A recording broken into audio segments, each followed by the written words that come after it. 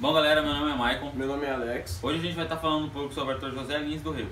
A gente vai falar um pouco sobre as principais características do autor, falar também sobre a escola literária e também da obra Menino do Engenho. A gente vai estar falando agora um pouquinho sobre a escola literária do autor, que se trata da segunda parte do modernismo. O Alex vai estar falando um pouco, introduzindo um pouco o assunto. A segunda geração modernista, ou a segunda fase do modernismo, representa o segundo momento do movimento modernista no Brasil, que se estende de 1930 a 1945, chamada Geração de 30. Essa fase foi marcada pela consolidação dos ideais modernistas apresentados na semana de 1922. Lembre-se que esse movimento marcou o início do modernismo, rompendo a arte tradicional. A publicação Alguma Poesia, em 1930, de Carlos Drummond de Andrade, marcou o início da intensa produção literária poética desse período. Na prosa, temos a publicação regionalista do A Bagaceira, 1928, do escritor José Américo de Almeida. Para muitos estudiosos do tema, a segunda geração modernista representou um período muito fértil e rico para a literatura brasileira, também chamada de fase de consolidação. A literatura brasileira estava vivendo uma fase de maturação, com a concretização e afirmação de novos valores modernos. Além da prosa, a poesia foi um grande foco dos literatos. Temas nacionais, sociais, históricos foram os preferidos pelos escritores dessa fase. Vou estar falando agora um pouco sobre o contexto histórico da época. A segunda fase do modernismo no Brasil surgiu num contexto conturbado após a crise de 1929 em Nova York.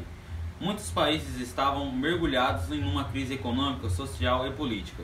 Isso fez surgir diversos governos totalitários e ditatoriais na Europa, os quais levariam ao início da Segunda Guerra Mundial, entre 1939 a 1945. Além do aumento do desemprego, a falência de fábricas, a fome e a miséria, no Brasil a Revolução de 30 representou um golpe do Estado. O presidente da República, Washington Luiz, foi deposto, impedindo assim a posse do presidente eleito Júlio Prestes. Foi o início da Era Vargas e o fim das oligarquias de Minas Gerais e São Paulo. Denominada de política do café com leite, com a chegada de Getúlio Vargas ao poder, a ditadura no país também se aproximava com o Estado Novo, de 1937 a 1945. Vou estar falando agora um pouco das características do modernismo, da segunda fase. Influência do realismo e do romantismo, nacionalismo, universalismo e regionalismo, realidade social, cultural e econômica, valorização da cultura brasileira, influência da psicanálise de Freud, temática cotidiana e linguagem coloquial, uso de versos livres e brancos. Agora eu vou falar um pouco da prosa de 30. Nessa fase, o grande foco da prosa de ficção foram os romances regionalistas e urbanos. Preocupados com os problemas sociais, a prosa dessa fase se aproximou da linguagem coloquial e regional. Assim, ela mostrou a realidade de diversos locais do país, ora campo, ora na cidade. José Américo de Almeida, 1887-1980, é o autor de romance regionalista, A Bagaceira, de 1928, marco inicial da prosa de 30. Nessa obra, ele retrata o tema da seca e da vida de retirantes. Graciliano Ramos, 1892-1953, se destacou na prosa regionalista com seu romance Vidas Secas, 1938. Nele aborda diversos aspectos do sertanejo e problemas com a vida seca do Nordeste e fome e miséria dos retirantes. Jorge Amado, 1912-2001, foi importante no desenvolvimento para a prosa regionalista urbana com seus romances. O País do Carnaval, 1931, relata a vida de um intelectual brasileiro e suas considerações sobre o carnaval e o tema de mestiçagem. Cacau, 1933, ambientados na fazenda de Cacau do Sul da Bahia, relata a vida e exploração dos trabalhadores. Capitães de Areia, 1937, romance urbano que retrata a vida de meninos abandonados em Salvador. Raquel Queiroz, 1930-2003, publica em 1930 seu romance intitulado O 15, que aborda sobre uma das maiores secas que assolou o Nordeste em 1915. José Lins do Rego, 1901-1957, publica em 1932 seu romance Menino do Engenho, ambientada nos engenhos nordestinos, aborda a temática do ciclo do açúcar no Brasil. Eu vou falar um pouco da poesia de 30. O melhor momento da poesia brasileira aconteceu na segunda fase do modernismo. Ela se caracteriza pela abrangência temática em virtude da racionalidade e questionamentos que norteavam o espírito dessa geração. Este movimento ficou conhecido como Poesia de 30. Os principais autores agora e algumas obras que marcaram a Poesia de 30.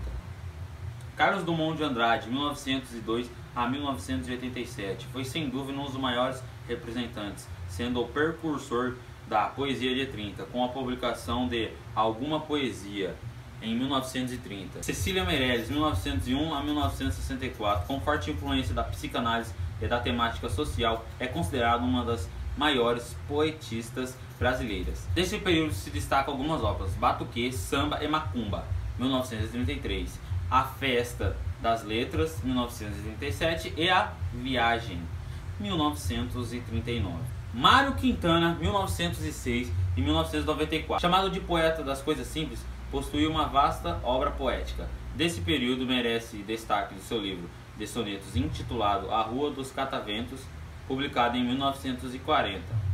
Murilo Mendes, 1901 e 1975.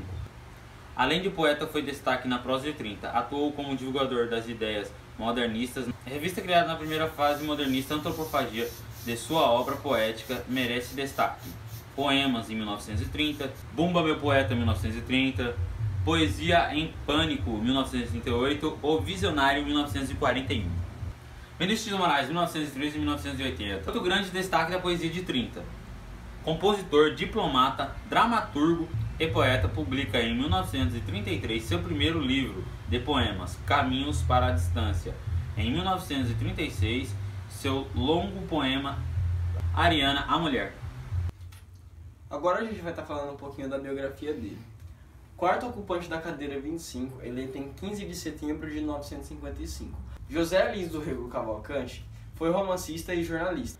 Nasceu no Engenho Corredor, Pilar, Paraíba, em 3 de junho de 1901 e faleceu no Rio de Janeiro em 12 de setembro de 1957. Filho de João do Rego Cavalcante e Amélia Lins Cavalcante, fez os primeiros estudos no Colégio Itabaiana, Paraíba, no Instituto Nossa Senhora do Carmo e no Colégio Diocesano 10º de João Pessoa. Depois estudou no Colégio Carneiro Leão e Oswaldo Cruz, no Recife.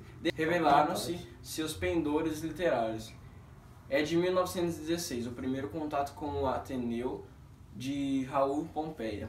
Em 1918, aos 17 anos, José Lins travou conhecimentos como Machado de Assis através do Dom Casmurro. Desde a infância já trazia consigo outras raízes do sangue e da terra que vinham de seus pais, passando de geração em geração por várias pessoas ligadas ao mundo rural do Nordeste açucareiro. Passou a colaborador do jornal Recife. Em 1922 fundou o Seminário Dom Casmurro. Formou-se em 1923 na Faculdade de Direito do Recife. Durante o curso ampliou seus contatos com o meio literário pernambucano, tornando-se amigo de José Américo de Almeida, Osório Borba, Luiz Delgado e Aníbal Fernandes. Sua amizade com Gilberto Freire, na volta em 1923, uma temporada de estudos universitários nos Estados Unidos, marcou novas influências no espírito de José Lins através das ideias sobre formação social brasileira. Foi nomeado em 1925 promotor de Manhuçu, Minas Gerais. Lá não se demorando, casado em 1924 com Dona Filomena Naná, Maza Lins do Rego transferiu-se em 1926 para a capital de Alagoas, onde passou a exercer as funções de fiscal de bancos até 1930 e fiscal de consumo de 1931 a 1935. Em Maceió, tornou-se colaborador do Jornal de Alagoas e passou a fazer parte do grupo de Graciliano Ramos, Raquel de Queiroz, Aurélio Buarque de Holanda, Jorge Lima, Valdemar Cavalcante, Aloísio Branco e Carlos Paurilho. Ali publicou o primeiro livro, Menino do Engenho, em 1932, a obra que se revelou a importância fundamental na história dos modernos romance brasileiro. Além das opiniões religiosas da crítica, sobretudo de João Ribeiro, o livro mereceu um prêmio de Fundação da Graça Aranha. Em 1933, publicou Doidinho, o segundo livro do ciclo da cana-de-açúcar. Em 1935, já nomeado fiscal do Imposto de Consumo, José Lins do Rego transferiu-se para o Rio de Janeiro, onde passou a residir, integrando-se plenamente no ambiente carioca. continuou a fazer jornalismo, colaborando em vários períodos com crônicas diárias. Revelou-se então por essa época a faceta esportiva de sua personalidade, sofrendo e vivendo paixões desencadeadas pelo futebol, o esporte de sua predileção. Foi grande torcedor do Flamengo. Exerceu o cargo de secretário-geral da Confederação Brasileira de Desportos de 1942 a 1954. Romancista da decadência dos senhores do engenho, sua obra baseia-se em memórias e reminiscências. Seus romances levantaram todo um sistema econômico de origem patriarcal, com o trabalho semi-escravo do Eito, ao lado de outro aspecto importante da vida nordestina, ou seja, o cangaço e misticismo. O autor desejaria que sua obra romanesca fosse dividida: Ciclo da Cana-de-Açúcar, Menino de Engenho, Doidinho, Banguê, Fogo Morto e Usina, Ciclo do Cangaço, Misticismo e Seca, Pedra Bonita e Cangaceiros, obras independentes, com ligações dos dois ciclos, O Moleque Ricardo, Pureza e Riacho Doce, desligadas dos ciclos, Água Mãe e Euridice. Recebeu o prêmio da Fundação Garça Aranha pelo romance Menino do Engenho, 1962, o prêmio de Felipe de Oliveira pelo romance Água Mãe, 1941, o prêmio Fábio Prado pelo romance Euridice, 1947. A gente vai fazer um resumo aqui da obra O Menino do Engenho. A gente vai falar meio rápido por cima porque a história é meio longa. Menino do Engenho possui como narrador e personagem principal Carlinhos, que em sua idade adulta narra aos leitores um pouco de sua história. Começa no Recife e passa pelos engenhos nordestinos. Carlinho, aos 4 anos, estava em casa quando seu pai assassinava sua mãe com um tiro. Seu tio Juco vai buscá-lo para ir morar com seu avô materno em seu engenho, chamado Santa Rosa. Chegando lá, ao ter contato com o campo, ficava encantado. Logo que chega, recebeu cuidados carinhosos de sua tia Maria. Aos poucos vai se familiarizando com o ambiente e seus familiares são desconhecidos. A tristeza vai dando lugar à curiosidade de um menino diante do desconhecido. A rotina do engenho, com seus costumes e tradições diferentes da cidade, surpreende e encanta o menino. A chegada de um cangaceiro, histórias contadas pelas negras da viagem até o Brasil, lendas de lobisomem, tudo vai marcando sua infância. O menino vivencia os sofrimentos com secas e posteriormente com enchentes, que seu avô e os outros senhores do engenho perderam tudo. Com isso, no engenho o alimento ficava escasso, mas mesmo assim os servos não o abandonam, num laço de fidelidade. José Paulino diz que escravo tem que ser bem alimentado para poder trabalhar mais, através dos passeios com seu avô pelo engenho para ver os problemas existentes, aprende como um homem tem que ser justo, duro, tendo caráter e bondade, ajudando quem precisa e merece, assim como faz Zé Paulino. Em 1918, aos 17 anos, José Lins travou conhecimentos com Machado de Assis, através do Dom Casmurro. Desde a infância, já trazia consigo outras raízes do sangue e da terra, que vinha de seus pais, passando de geração para geração, por pessoas ligadas ao seu mundo rural. Apaixona-se por sua prima Maria Clara, quando ela vem passar as férias no engenho, e tem com ela seu primeiro beijo. Ela volta para a cidade e ele fica muito solitário, chegando a chorar. A casa é caçoada por tanto sentimento. Um dia chega uma carta do hospício onde seu pai está internado, e Carlinhos fica ciente da situação.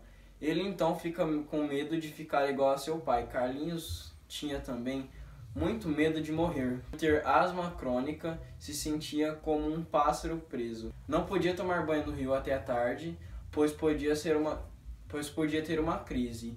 Era cercado de cuidados até que tia Maria casa-se e ele sente-se ainda mais sozinho e solitário. Tia Sinhazinha, que passa a cuidar dele.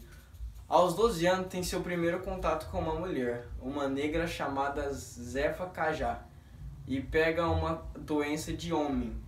Quando descobrem que houve, prendem Zefa e todos fazem piadas com Carlinhos, tratando-o como um menino precoce.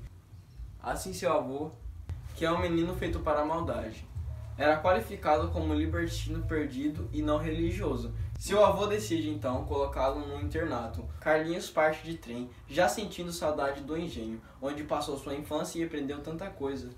Passou a colaborar no Jornal do Recife. Em 1922 fundou o Seminário Dom Casmurro.